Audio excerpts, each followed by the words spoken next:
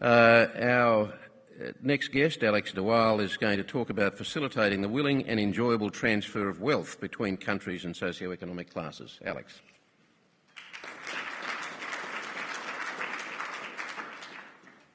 Thanks very much, Kerry. Right.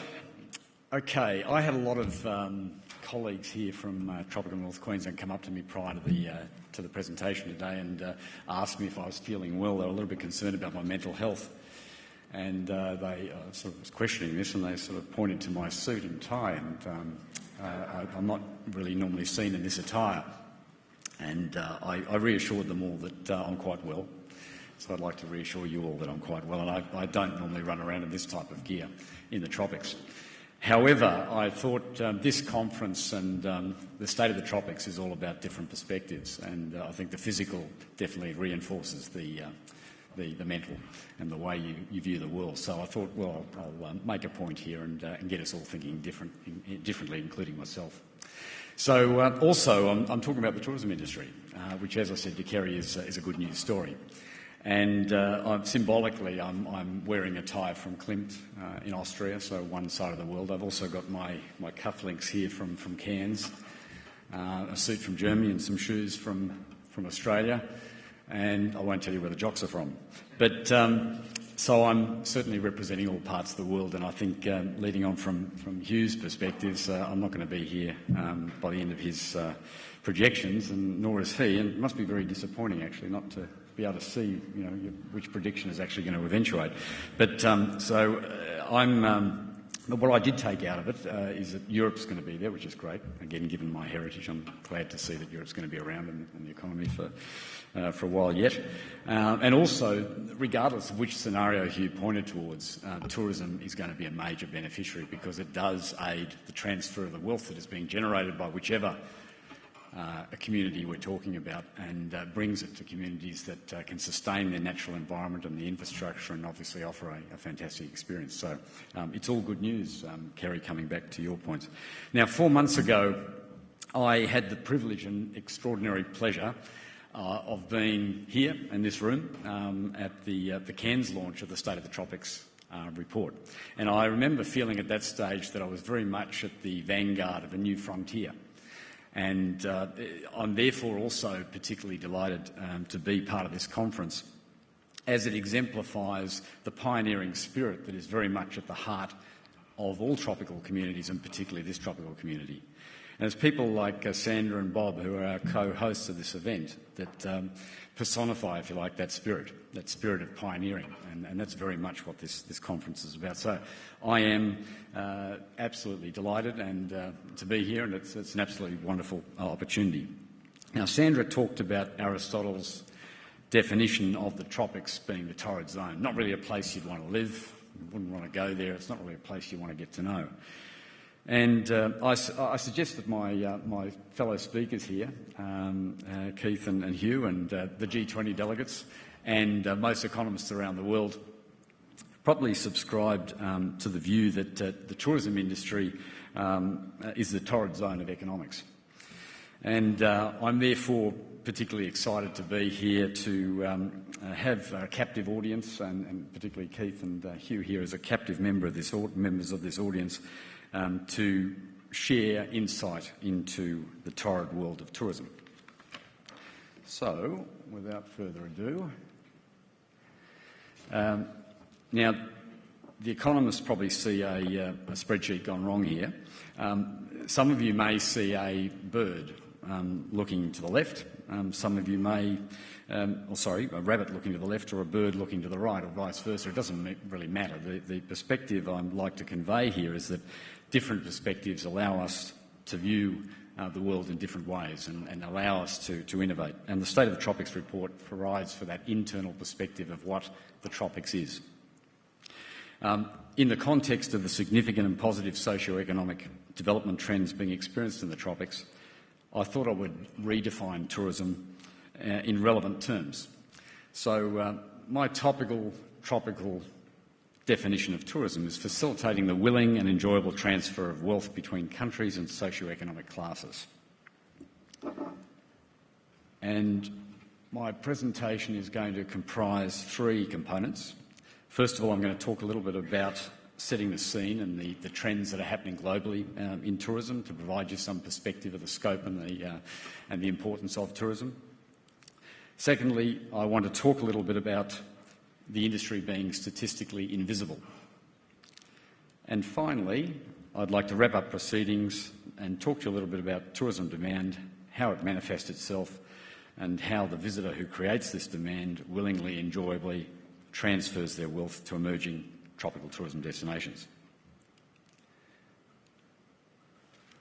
So tourism, as I said, is a significant industry, and currently it's generating 9% of global GDP. It currently employs 9% of all people employed in this planet, and that's scheduled to increase to 10% by 2020. So I can't emphasise enough how valuable tourism is as an employer. Tourism is intrinsically aligned to people providing services. It can't be mechanised. Tourism is about jobs, jobs and more jobs. Importantly, these jobs range from school leavers right through to senior executives, and as a consequence support that distribution of wealth within communities and around the world. At the moment, tourism generates 6% of the world's exports and 29% of service exports, and contributes to a staggering quantum of tourism-generated exports of US $1.4 trillion. And in the emerging markets, or the emerging markets have a share of global tourism economy, which is forecast to grow from 47% today to 58% in 2030, with a large proportion of these economies being tropical economies. So growth in international travel is extraordinary, and over the period 1950 to 2013, tourism expenditure has grown 4,348%, and it's forecast to increase to $1.8 billion by the year 2030. Whilst not everybody in the world is able to travel, the growth in the proportion of global population actually engaging in tourism is significant and growing.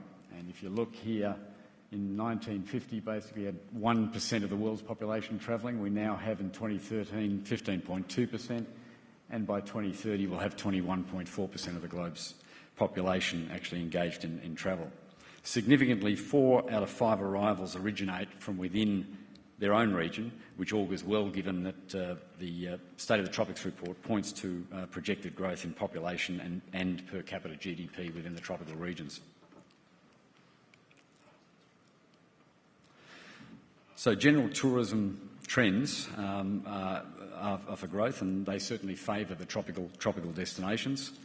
And if you look at the Asia-Pacific region in particular, it's currently exhibiting the strongest world growth at plus 6%.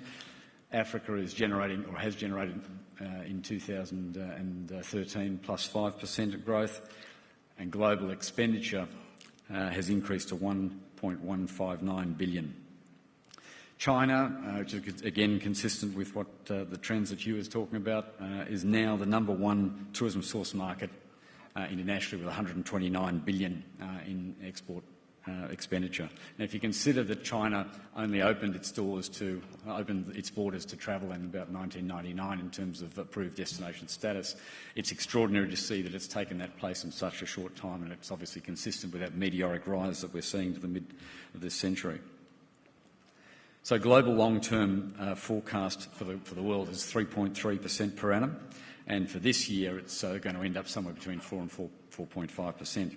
The actual long-term global projections for the Asia-Pacific region, again, where a large proportion of the tropical destinations reside, is around the 7.5%. So well and truly above the global average, again pointing to and supporting, if you like, the context of the Asian economies growing.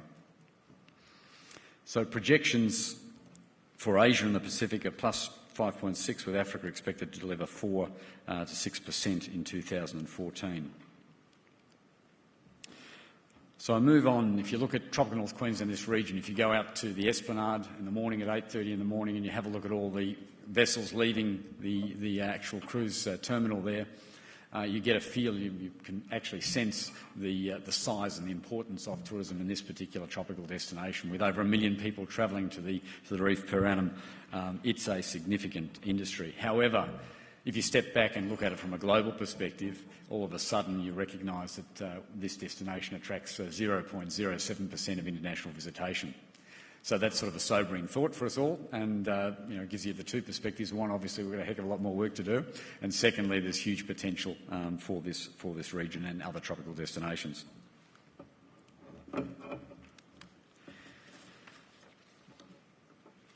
The visitors per capita here in this region equate to 4.3 per resident. So that's 16.5 times the national average here in Australia. So for the 160,000 residents, obviously, we've got a significant, proportionally greater amount of visitors coming to the region internationally. Also, it's important to recognise that 4.5 billion, or 63% of the world's population, live in our backyard of Asia, China and South Pacific. And again, if you think about those growth factors that Hugh was talking about, that again points towards a significant opportunity. So now I want to move on to the invisibility of the industry. And the products purchased by visitors and produced by suppliers are all part of the economic activity measured in the national accounts. However, the visitor economy cannot be directly accounted for. In terms of the national accounts, put pure and simple, the industry is not accounted for, as it is not recognised as an industry or product in the international accounting standards. Tourism as an industry encompasses the entire portfolio of activities that visitors undertake.